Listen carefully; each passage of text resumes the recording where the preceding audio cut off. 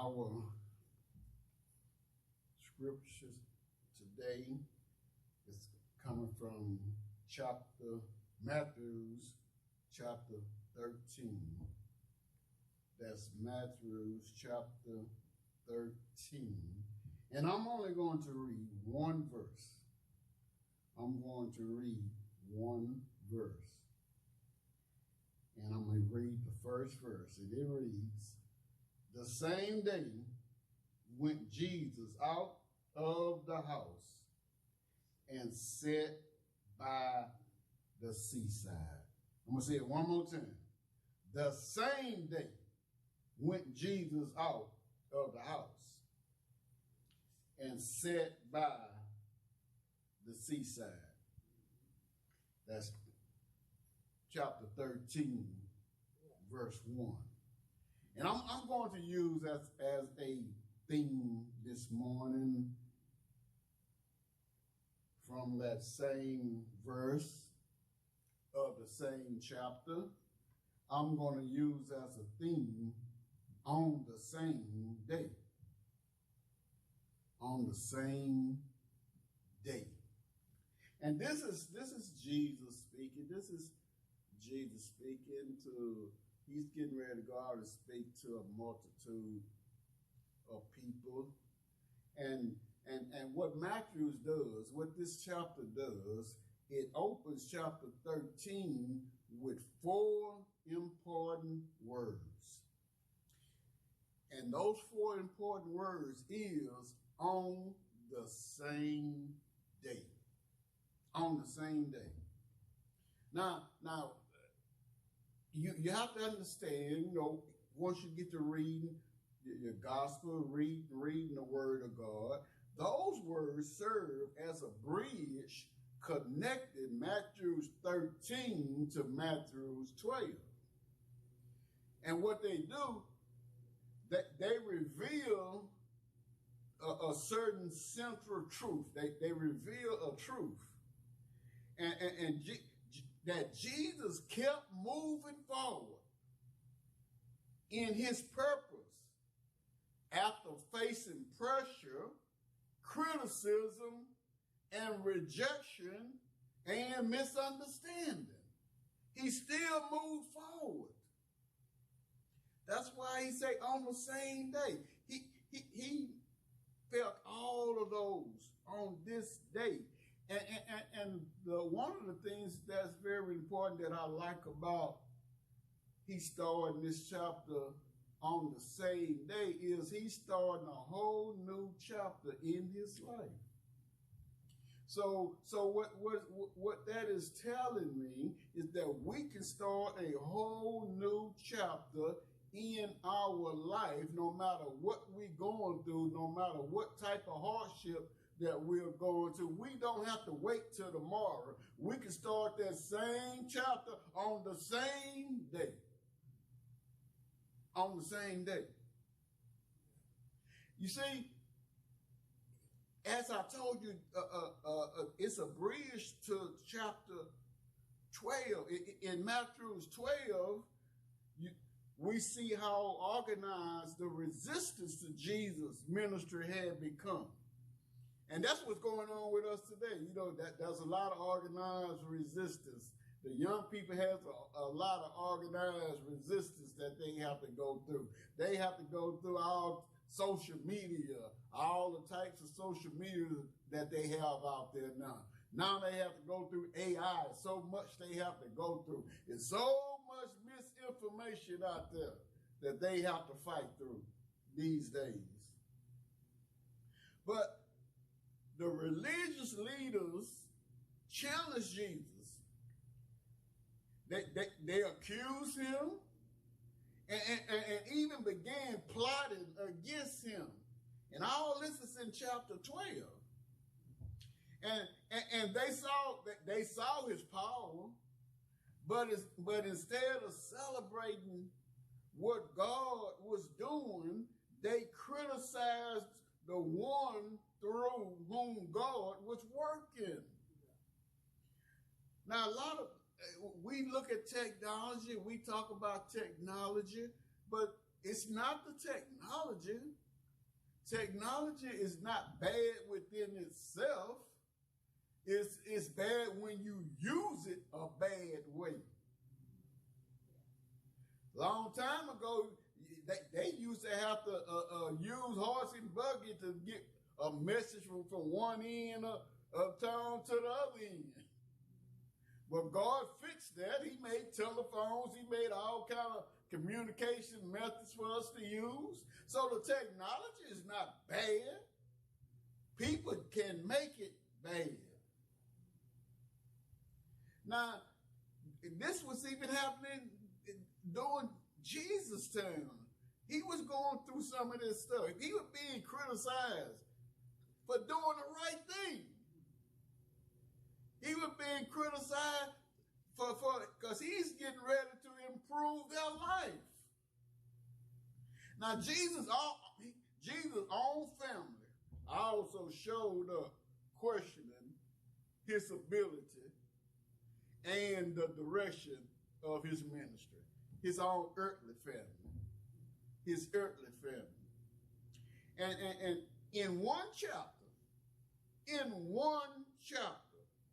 Jesus faced enemies plotting, religious leaders blaspheming, and his own family doubting him.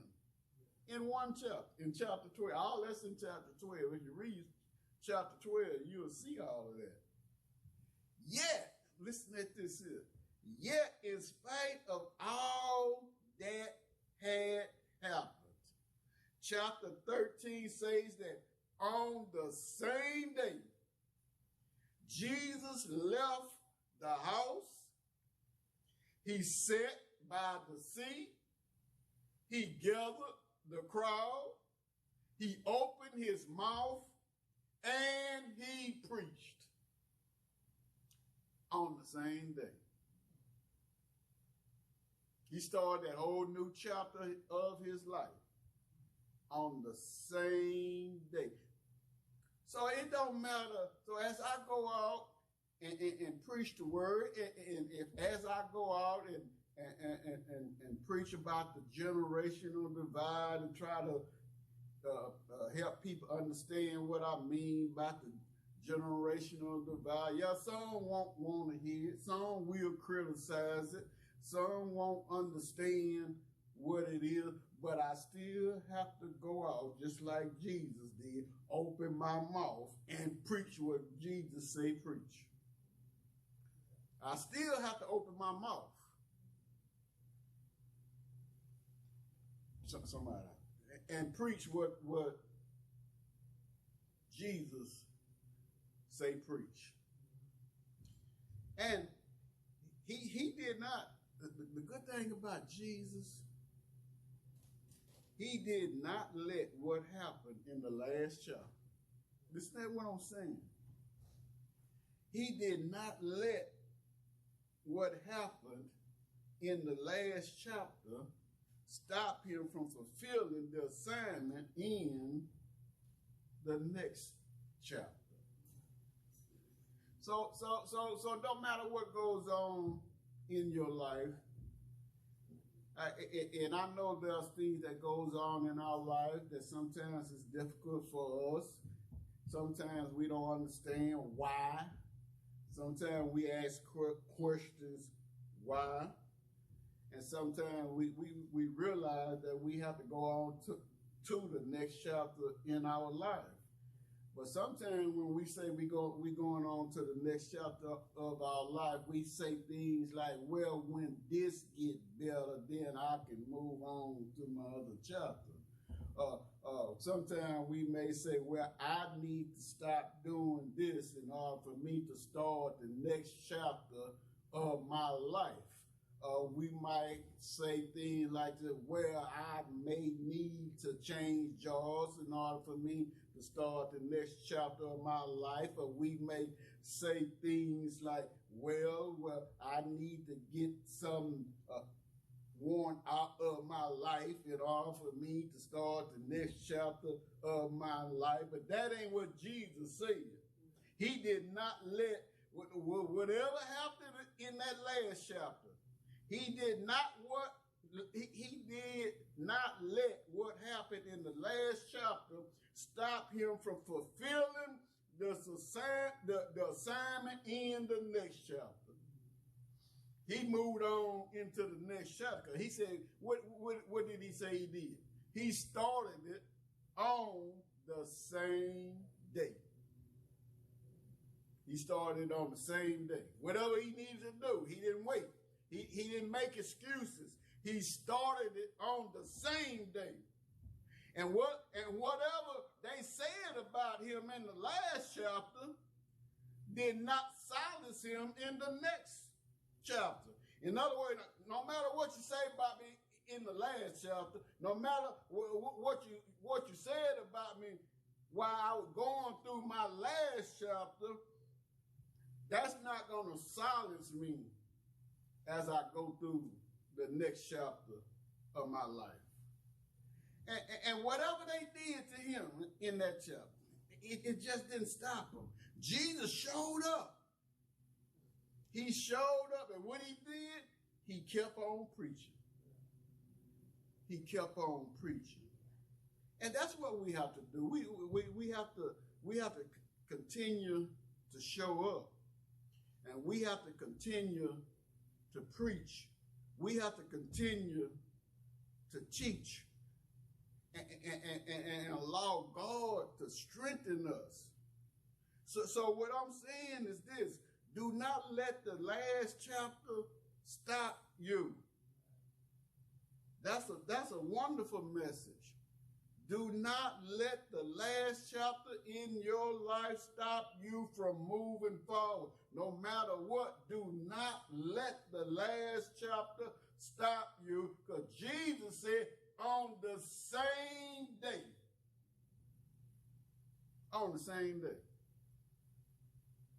he started a new chapter on the same day.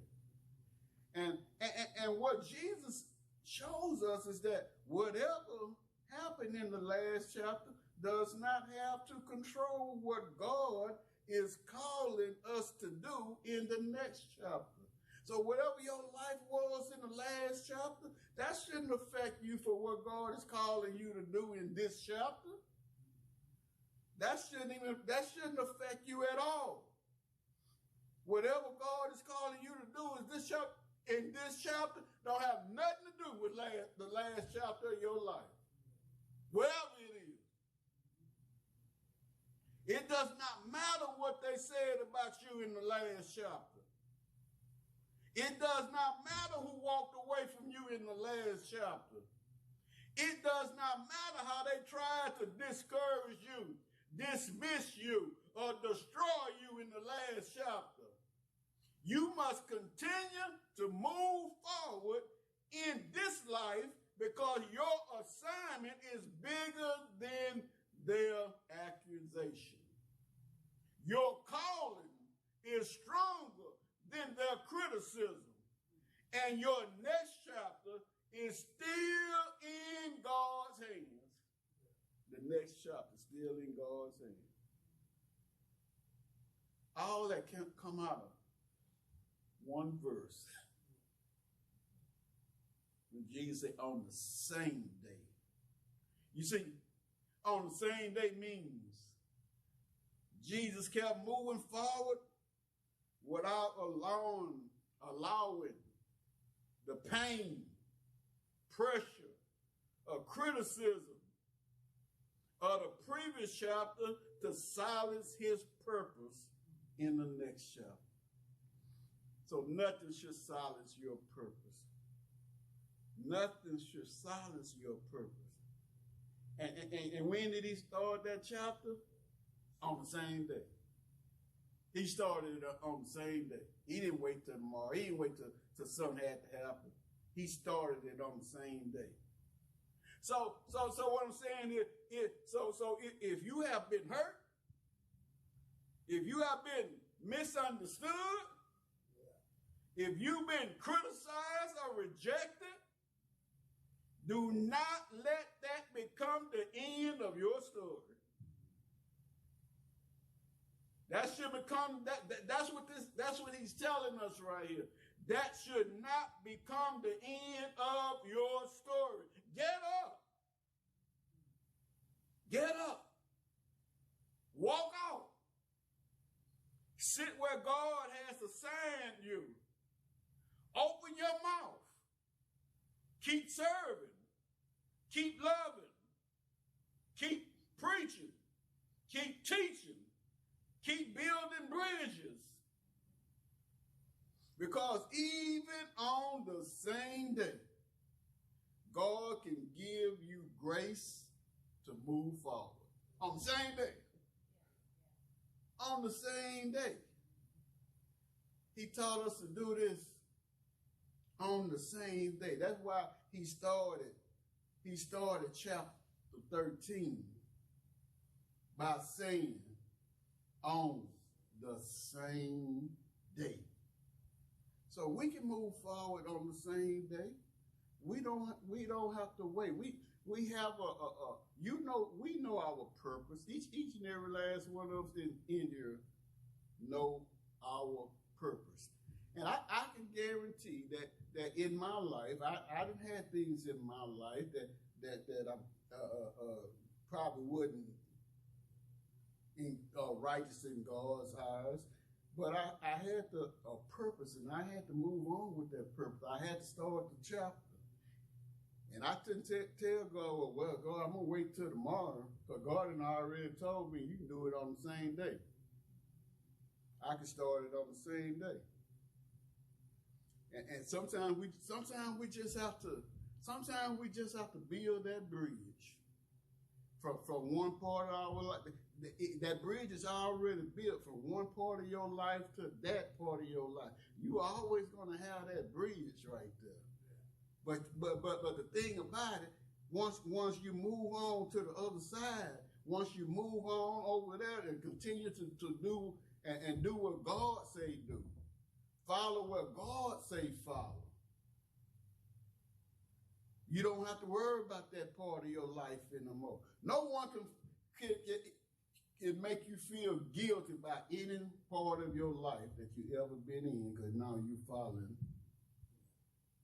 God's way. That was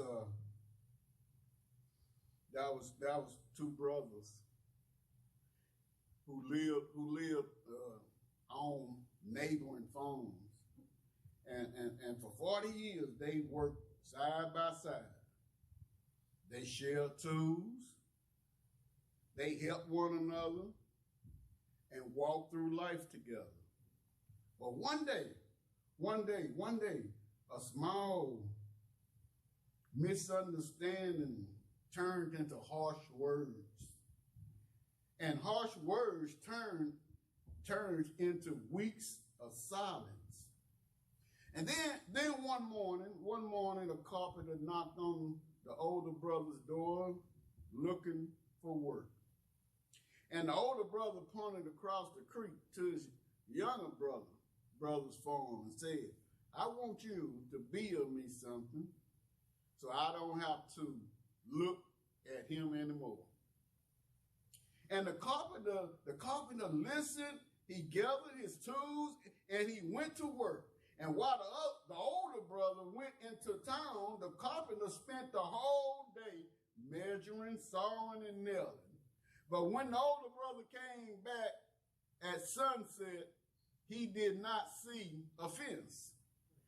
And what he saw a bridge stretching across the creek. And before he could say a word, his younger brother walked across the bridge with tears in his eyes, apologized, and embraced him. And the older brother was so moved that he asked the carpenter to stay. But the carpenter said, I would love to, but I have many more bridges to build. You say church sometimes God does not send people into our lives to help us build walls. Sometimes he sends them to help us build bridges. And the question is, are we willing to forgive, humble ourselves, and cross over to the other side? Are we willing to do the work that in which God has set us to do? We have a purpose. Everybody in there have a purpose. And we know that purpose. We know that purpose. And we can see that, we can really see that purpose working. I can see the purpose working. I can see what God is doing for us in our lives. I can see what God is doing in this church right now. I can see what I can see the foundation God is building in this church right now. I really do see that foundation. And we're moving forward day by day. Day by day. And we not counting days because we doing everything no matter what. We doing it on the same day. On the same day. We not saying if we gonna wait for this, we gonna wait for that. No, we have work to do. We have to move forward. Our work must continue to move forward. And we must continue to move forward the way God wants us to move. We have to work it together. You see, we have to cross that bridge together. We have to be together on that bridge. Because we have to invite others to cross that bridge. Our purpose is to get others across that bridge and let them know that no matter what goes on in your life, don't let anyone stop you from your purpose. You have a purpose. Too many people has been stopped from their purpose. And this is especially the generations, the generational divide that we're going through right now. I don't think God means for the church to stop. Because one generation is out, the older generation is actually dying out. They are, to be quite frankly, they done got to that age where they're dying out. And I don't think God means for the church to stop because of that. I really don't. God ain't never told me nothing like that. But we have to work. We have to work to get it, to get the generations to feel that they are included in the purpose. This is the purpose. We have to understand that, as I spoke to you before, obedience takes on a different meaning with the younger generation than it did our parents or our generation. The younger don't like obedience. They don't want to be obedient to no person. And that's why I say the obedience comes from being obedient to your faith. To your faith. And the reason why I said that, because I'm always studying, I'm always looking at it, and this is what I'm hearing them say. Why should I be obedient to the pastor? Why should I be obedient? Well, you're not being obedient. You're being obedient to your faith, and your faith is what's keeping you moving forward. And that's the word that we have to get out. We have to speak the language. We have to speak the language. We don't compromise the gospel, but we have to speak the language. We definitely have to speak. I know my little grandchildren, they speak a whole different language than we do. I got to know the language that they're speaking. How can I make her understand if I don't know their language? How can I make them understand? So we have work to do. We have work to do, and God is moving us forward. We got some young people that's I believe, gonna help us. I believe gonna help us. We willing for them. We want them to help us. We want them to be here and let us. And because this is what our mission is. Our mission is this.